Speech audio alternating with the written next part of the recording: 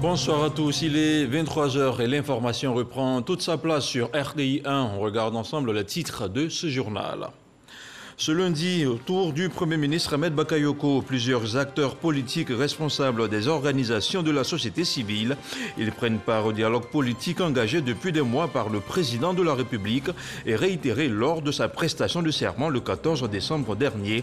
Une rencontre qui vise à décrisper le climat politique afin de renforcer la paix et la stabilité. Grand Bérébi, ville balnéaire du sud-ouest de la Côte d'Ivoire, a abrité ce lundi l'annonce officielle de la création de la première aire marine protégée du pays, une initiative du gouvernement qui vient en réponse à la dégradation des écosystèmes marins et côtiers et la diminution des stocks halieutiques.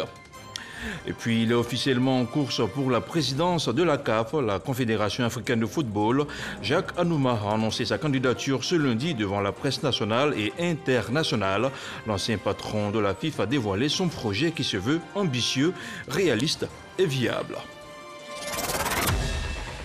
Voilà pour les titres. Lors de sa prestation de serment le 14 décembre dernier, le chef de l'État, le président Alassane Ouattara, avait appelé à la relance du dialogue politique. C'est chose faite depuis ce lundi à la primature, où le chef de gouvernement a réuni autour de la table de discussion tous les acteurs de la scène politique ivoirienne, y compris la société civile.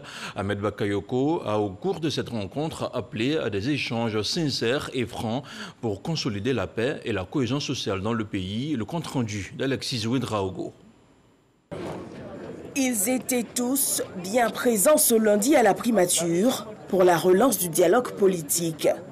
Autour de la table, les ténors de l'opposition ivoirienne, PDCI-RDA, Front Populaire Ivoirien, EDS et autres organisations de la société civile. Cette séance d'ouverture a suscité en nous beaucoup d'espoir, puisque le discours tenu a été un discours d'apaisement, un discours qui appelle à la confiance, un discours qui appelle également à œuvrer ensemble pour que la paix revienne dans notre pays.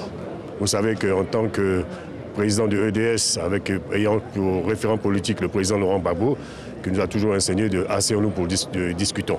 Je crois que nous sommes venus dans cet esprit de nous asseoir pour discuter. Et je pense qu'en discutant, on peut régler tous les problèmes. Et je pense que dans ce point, le gouvernement nous a donné l'assurance qu'on peut régler tous les problèmes. Nous avons toujours dialogué et ce n'est pas aujourd'hui que nous allons refuser le dialogue. Et le Premier ministre a fait une très bonne annonce, à savoir que nous allons reprendre et qu'il est très ouvert. En tout cas, nous voulons au niveau du Front populaire ivoirien et de l'AFD le remercier et remercier aussi le président de la République. Aujourd'hui, cette réunion est la preuve de ce que les Ivoiriens sont capables donc de régler leurs problèmes par eux-mêmes. Et déjà, les travaux avancent bien, des délais sont arrêtés. Le Premier ministre nous a proposé un chronogramme de travail. Je reste convaincu que d'ici, là, à la fin de ce mois, nous allons sortir donc des résolutions pour apporter un peu de paix, d'espoir et de quiétude au peuple de Côte d'Ivoire. Il y a un temps pour la guerre, les conflits, et il y a un temps pour la paix. Et je pense que le temps de la paix est véritablement arrivé. Parce qu'il y a un consensus qui s'est dégagé au cours de cette réunion. La société civile, elle espère que cette fois sera la bonne. Nous espérons que cette fois-ci, les acteurs concernés feront preuve de maturité, de responsabilité pour qu'on y parvienne. C'est sur instruction du chef de l'État Alassane Ouattara que le Premier ministre reprend les discussions pour mettre en œuvre les recommandations de la CEDEAO relatives à la CEI et surtout pour être en conformité avec le calendrier de la mise en place des institutions de la Troisième République. Avec son verbe franc, le Premier ministre Ahmed Bakayoko appelle à des échanges sincères tout le long du processus. Toutes les personnalités ici présentes ou représentées se connaissent dans ce pays.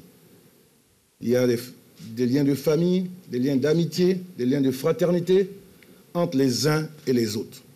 Il y a eu même des liens politiques, des liens d'alliance politique ou de désalliance politique. Nous nous connaissons tous. Nous avons en commun notre pays.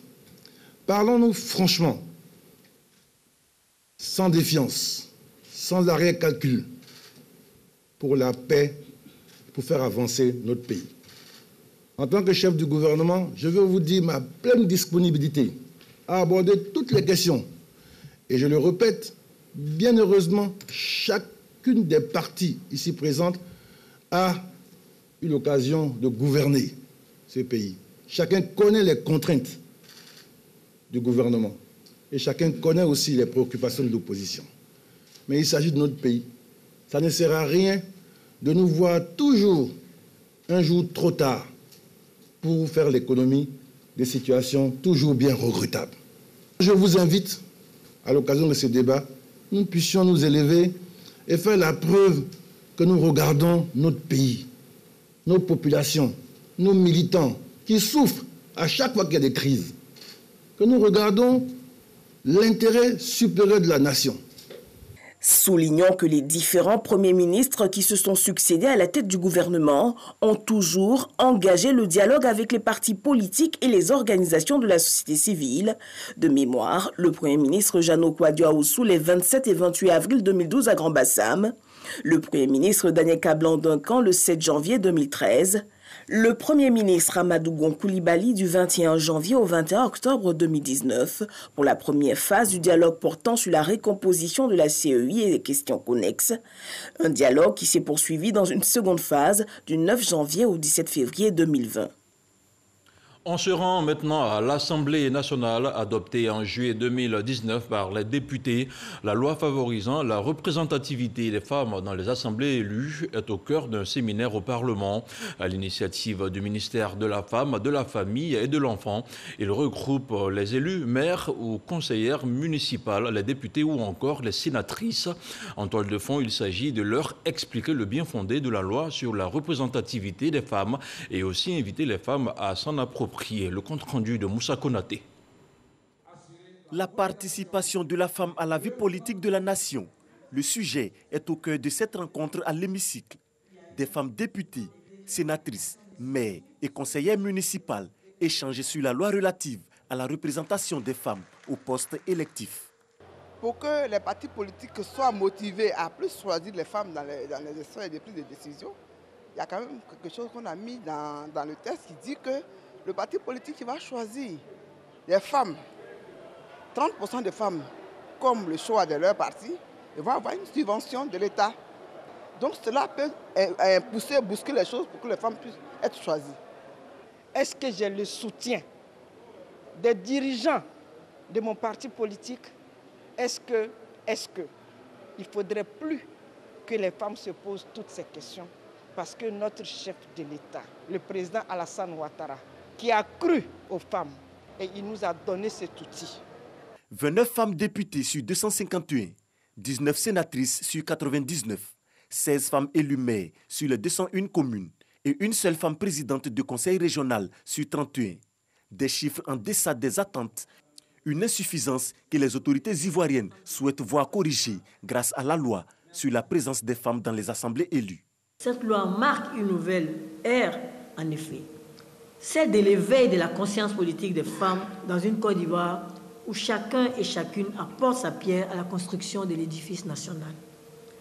Honorables députés, vénérables sénatrices, mesdames les maires, en votre qualité de représentants du peuple dans vos différentes instances, votre engagement à amener le maximum de femmes à se porter candidates, à les encadrer, est essentiel pour l'atteinte du quota minimum de 30% de femmes candidates et à améliorer leur participation dans les assemblées élues.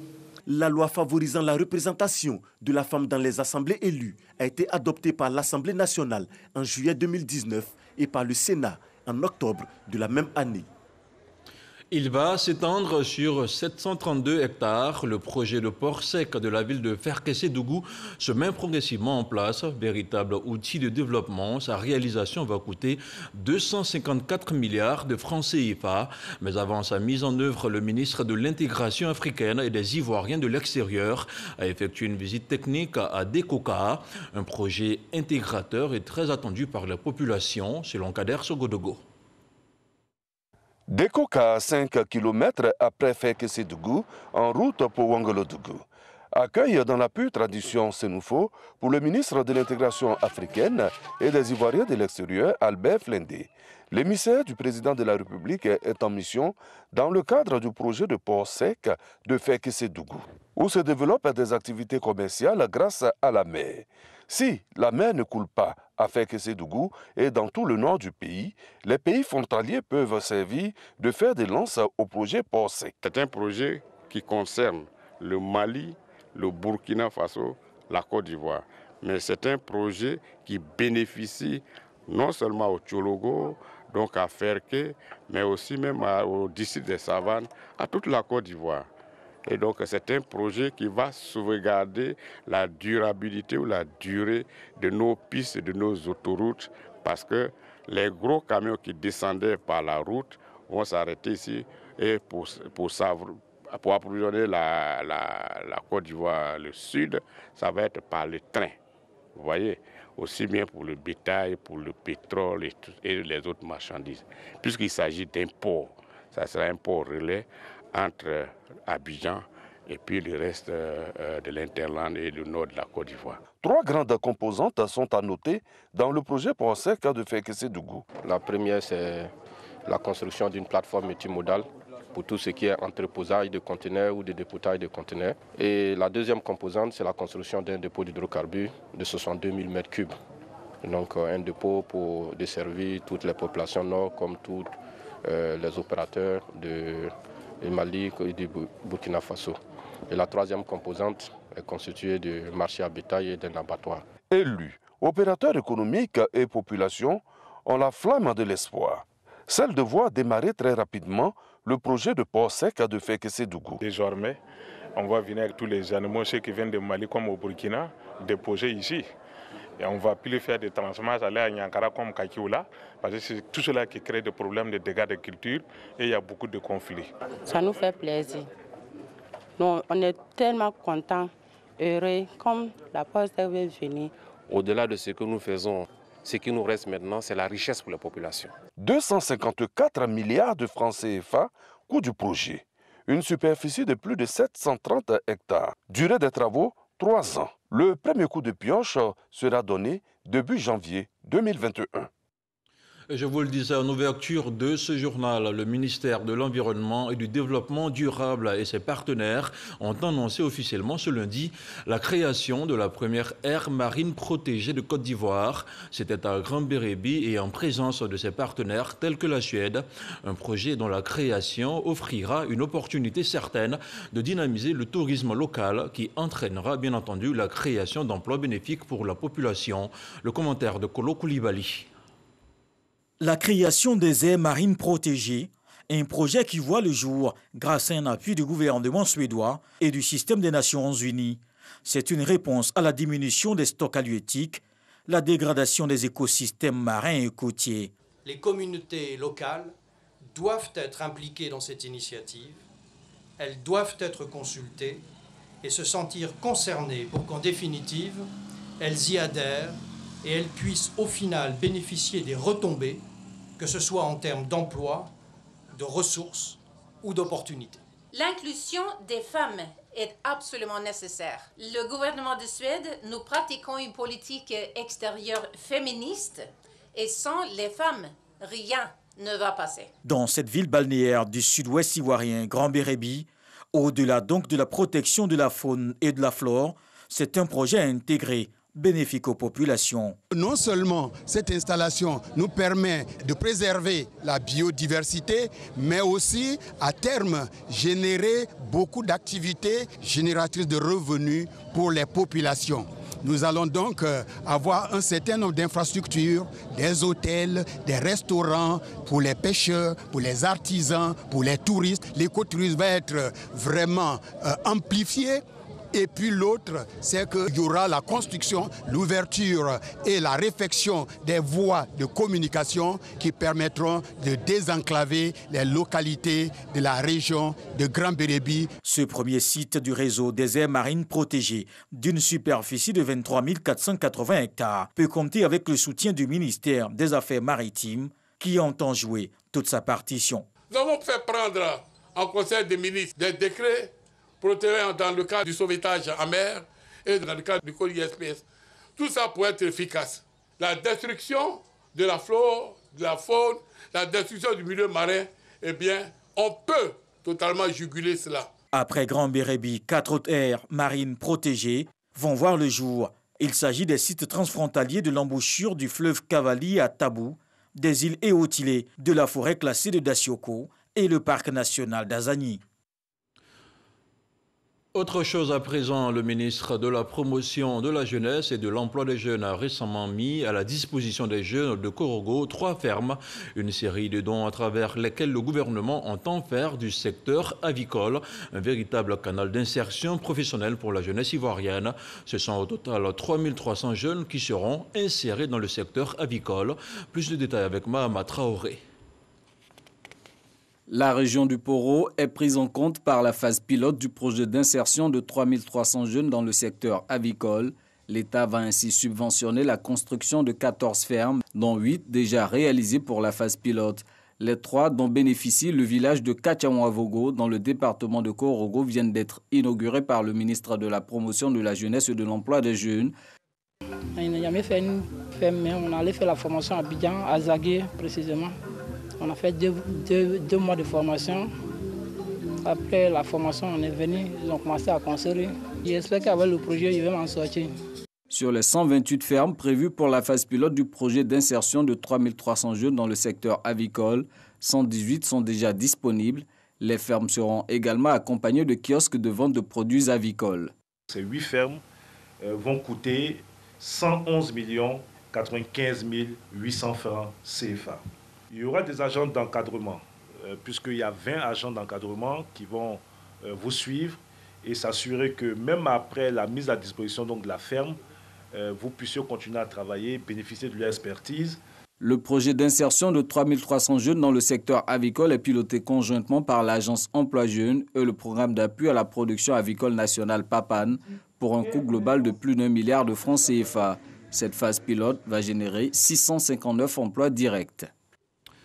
Lancé en 2012, le PGDEC, le projet Emploi Jeunes et Développement, avait pour objectif de favoriser l'accès à l'emploi, à la création et la formalisation des projets pour les jeunes. À ce jour, ce sont au moins 59 000 jeunes qui ont pu accéder à l'apprentissage et à l'emploi. Le programme financé par la Banque mondiale à hauteur de 50 milliards de francs CFA a été décliné en 2 grandes périodes. Plus de détails avec Franck Quadio. L'action est symbolique, mais pleine de sens. Remise de diplômes d'honneur aux maîtres et pour les apprentis, remise de certificats. La cérémonie marque la fin de la seconde phase du PGDEC, projet Emploi Jeunes et développement des compétences qui a mis en apprentissage de 2017 à 2019 plus de 5000 jeunes. Nous avons été formés sans ces attestations, sans ces diplômes, ça n'a pas vraiment de valeur. Donc aujourd'hui, avec ces attestations, avec ces diplômes, nous pouvons aussi aller dans d'autres entreprises et cela va nous donner plus d'importance vis-à-vis des recruteurs. Ce projet d'apprentissage est vraiment un projet novateur au niveau de la Côte d'Ivoire. L'étude d'impact de ce projet a montré que les jeunes ont un revenu augmenté de 15%, leur présence en entreprise augmente la productivité des entreprises et surtout, les jeunes qui étaient dans le projet donc, ont développé leurs compétences techniques. Des jeunes, des apprentis, aux activités aujourd'hui certifiées. Cette formation a été possible grâce à l'expertise de l'AGFOP. 12 623 jeunes mis en formation pour l'ensemble du projet qui s'étend de 2012 à 2020. Une formation à fort impact et saluée par le représentant du secrétaire d'État chargé de l'enseignement technique et de la formation professionnelle. Aujourd'hui, ils bénéficient de diplômes de qualification. À la longue, c'est d'avoir les anges de l'économie, des jeunes gens, des jeunes Ivoiriens qui sont à même de s'élever au-delà des vicissitudes et des contingences quotidiennes pour pouvoir se présenter comme de véritables entrepreneurs. La formation par apprentissage, le gouvernement remet le couvert bientôt. En 2021, sera appliquée la 3e phase du PGDEC. Les 2 premières phases ont bénéficié du soutien financier de la Banque mondiale. Et s'il y a un secteur d'activité qui vous séduit lorsque vous mettez les pieds à Daloa pour la première fois, c'est bien celui des fabricants de sandales, une activité devenue au fil des ans la marque identitaire de ce chef-lieu de la région du Haut-Sassandra. Dans ce reportage que je vous propose de suivre, vous allez voir des artisans au génie certain et qui font la fierté de la cité des Antilopes. C'est un dossier préparé et réalisé par Eugène Atoubé. Daloa, chef-lieu de la région du Haut-Sassandra. L'activité économique dans cette ville chaleureuse est dynamique. Et parmi les acteurs participant à ce développement économique de cette ville, baptisée aussi la cité des Antilopes, les fabricants de sandales. Leurs clients sont indifféremment des hommes, des femmes et des enfants de tous âges. Face à une offre riche et diversifiée, chacun trouve son goût. J'ai vu là, je suis, en tout cas, ça m'a plu. Le dimanche, je peux porter parler à l'église. Ça me plaît bien. La matière est bien jolie pour les tenues traditionnelles. Tu peux t'habiller tout simplement, que tu puisses être à l'aise. C'est à quoi ça me gêne cette chaussure. C'est 2000 en gros. Détail, on fait à 2500. Pour enfants, on vend ça à 1000 francs en gros.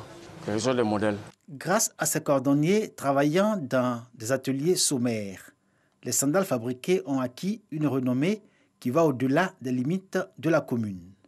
Les sandales, fruits de leur génie, sont devenus des produits labellisés Made in Daloa, tout à l'honneur de ces artisans locaux. Quand il s'agit de Daloa, pour nous en tout cas, on s'équipe dessus. Quand tu payes, pour que tu reviennes encore. Quand tu vois la clientèle, on dit ça y est un peu Burkina, un peu Mali. Même il y a d'autres qui s'en vont, ils peuvent faire 2-3 mois, ils reviennent encore. Je viens de s'ouvrir, je vendais des chaussures. Les chaussures là, c'est bien. Quand je prends pour sortir là, les gens payent.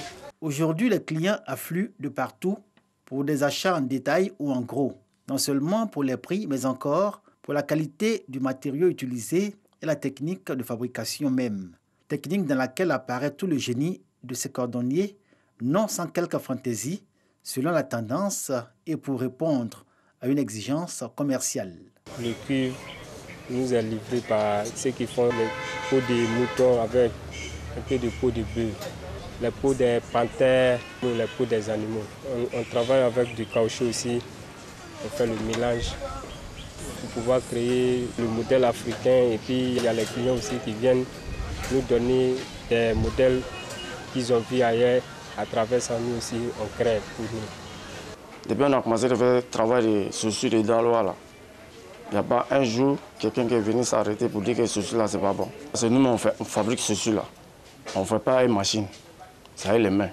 Si on peut trouver des fabricants de sandales Made in Daloa au quartier commerce de la ville, aux alentours de la gare routière, le plus grand nombre est en activité sur le site du marché principal. Ils occupent une allée entière connue de toute la population de Daloa et de toute leur clientèle. Ce qui frappe, c'est l'organisation de ces artisans dont le souci majeur est de développer leur activité. Je suis là, c'est reconnu dans le monde entier. Demande de l'aide vraiment à l'État ivoirien pour qu'il puisse nous aider. Surtout l'emploi jeune. N'a qu'à nous aider, on va améliorer nos activités. L'activité de fabricant de sandales a généré des activités connexes comme la vente directe faite par des détaillants ou celle de cordonniers couturiers, à l'image d'Ahmed. Son travail consiste à coudre les sandales nouvellement achetées pour leur donner une plus grande durabilité. Tu te cours là, ça dure en même temps. Le col là, ça ne sort pas vite. Tu payes la chaussure, tu dois coudre encore. Souvent c'est à 300, à 200. Ça dépend de la manière dont on coud. Tout un beau monde qui concourt à asseoir la notoriété des sandales Made in Daloa, produits à la fois économiques et touristiques, mais avant tout, moyen de lutte contre la pauvreté. Par mois, on peut gagner minimum 25 000 à 30 000. Un client même qui est en France, on travaille en WhatsApp. Il envoie les modèles différents et puis il m'envoie les photos et puis on l'expédie. S'il n'a rien pour la c'est 200 paires. Les fabricants de sandales de Daloa dans leur ensemble espèrent bénéficier des fonds agis pour les jeunes dans une optique de modernisation de leurs outils de production. En perspective, faire prospérer leur activité et compter comme acteur majeur dans l'artisanat et le tourisme en Côte d'Ivoire.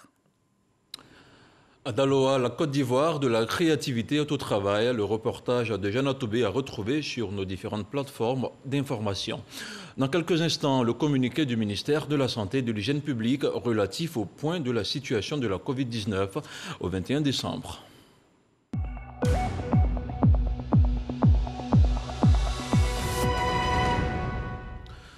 Le ministère de la Santé et de l'Hygiène publique a enregistré ce jour, lundi 21 décembre 2020, 14 nouveaux cas de Covid-19 sur 1171 échantillons prélevés, soit 1,2% de cas positifs, 39 guéris et 0 décès. À la date du 21 décembre, la Côte d'Ivoire compte donc 21 932 cas confirmés, dont 21 517 personnes guéries, 133 décès et 282 cas actifs. Le nombre total d'échantillons est de 246 128. Puis l'Agence européenne des médicaments a autorisé sous condition la commercialisation du vaccin BioNTech Pfizer, ouvrant la voie à un possible début des vaccinations en Europe avant la fin de l'année. La liste des pays ayant donné leur accord à ce sérum s'allonge donc encore. L'Europe rejoint le Royaume-Uni, les États-Unis, le Canada, Bahreïn, l'Arabie Saoudite, le Mexique, Singapour, Israël et la Suisse. La Commission européenne doit désormais approuver cette décision afin de lancer la campagne de vaccination dans l'ensemble de l'Union européenne qui compte près de 450 millions d'habitants. Abidjan, Ville Lumière, un concept qui a vu le jour, voici maintenant quelques années, aura bel et bien lieu. Le district autonome de la capitale économique ivoirienne est à pied d'œuvre afin de permettre aux populations de passer de bonnes fêtes de fin d'année. La ville sera illuminée avec en prime des feux d'artifice au soir du 31 décembre dans le ciel d'Abidjan.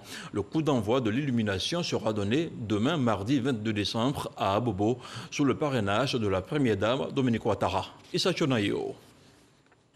Il n'y a pas de doute, les populations du district autonome d'Abidjan auront droit à leurs festivités de fin d'année, Abidjan Ville Lumière et les feux d'artifice. Sauf que, cette année, la fête va se dérouler dans la sobriété, en raison du contexte sanitaire marqué par la pandémie du coronavirus. N'empêche, l'équipe du ministre-gouverneur Robert Begremambé a pris toutes les dispositions pour que ces célébrations des fêtes de fin d'année soient belles et réussies. La capitale économique a donc fait sa toilette. Pour les illuminations, par exemple, 17 sites dans 6 communes ont été identifiés. Ce sont, entre autres, pour Cocody, l'esplanade du pont Henri Konan-Bédié, à Abobo, le rond-point de la mairie, à Koumassi, le grand carrefour et bien d'autres artères. Ce, à la grande joie des populations. Nous remercions le district d'Abidjan et ça embellit la ville de Koumassi. Ça fera plaisir aux enfants. C'est une très belle initiative. Concernant les feux d'artifice, des sites sécurisés ont été retenus dans différentes communes du district d'Abidjan, avec pour objectif éviter au maximum des attroupements. Autre fait important, en raison du coronavirus, le district autonome d'Abidjan, institution citoyenne, met un accent particulier sur le social, conformément aux recommandations du président de la République Alassane Ouattara. Les aides aux couches sociales en difficulté seront accrues. À cet effet, les populations cibles et institutions sociales bénéficieront de vivres et de non-vivres. Le lancement de ces festivités, c'est pour ce mardi à Abobo, sous le parrainage de la première dame Dominique Ouattara. Je m'engage officiellement pour la conquête de la présidence de la Confédération africaine de football des propos de Jacques-Bernard Daniel Anoma. L'ancien président de la Fédération ivoirienne de football était ce lundi à l'auditorium du ministère des Affaires étrangères où il a ouvertement lancé sa candidature. Servir le football africain, c'est le concept qu'il a présenté à la presse locale et internationale. Le compte-rendu de Salif Ouattara. Je voudrais déclarer ouverte la campagne pour la candidature de Jacques Anoma à la tête de la Confédération africaine de football. Je vous remercie. Un seul mot d'ordre institutionnel. Soutenir la candidature de l'ambassadeur Jacques Anoma à la présidence de la CAF. En attendant l'annonce officielle des candidats retenus pour la présidence de la CAF le 11 janvier 2021, la Côte d'Ivoire continue de s'activer pour attirer les potentiels soutiens. Initié par l'Union nationale des journalistes de Côte d'Ivoire, en collaboration avec le groupement des éditeurs de presse, cette conférence publique a permis au candidat Jacques Anoma d'annoncer le système de jeu mis en place pour gagner ce match. Au poste arrière, se trouve le comité des sages, encadré par le gouvernement tout entier, lequel est coaché par le Premier ministre et placé sous le haut commandement du président de la République. Voici, chers amis, notre schéma tactique de base. C'est un 4-4-2 évolutif. Modernité, responsabilité, transparence. Triptyque de la campagne du candidat Jacques Anouma, qui entend mettre à la disposition de l'Afrique la somme d'expérience acquise depuis près de 35 ans dans le management d'associations sportives. Un CV qui parle de lui-même et retient l'attention des officiels. La Côte d'Ivoire est solidaire. La Côte d'Ivoire sait porter des grandes causes. La Côte d'Ivoire sait qu'elle a en vous un fils déterminé, un fils chevronné, un homme engagé, un homme déterminé, un homme intègre. Voici l'homme, Etche Omo. Je puis affirmer ici que la diplomatie jouera pleinement sa partition pour que notre frère soit porté à la tête de la Confédération africaine de football. Déjà soutenu par l'ensemble des anciens ministres des Sports qui constituent le comité des sages de la candidature, l'ambassadeur Jacques Anouma compte entamer bientôt un périple qui l'amènera dans les régions africaines afin de promouvoir sa candidature et recueillir le maximum de soutien.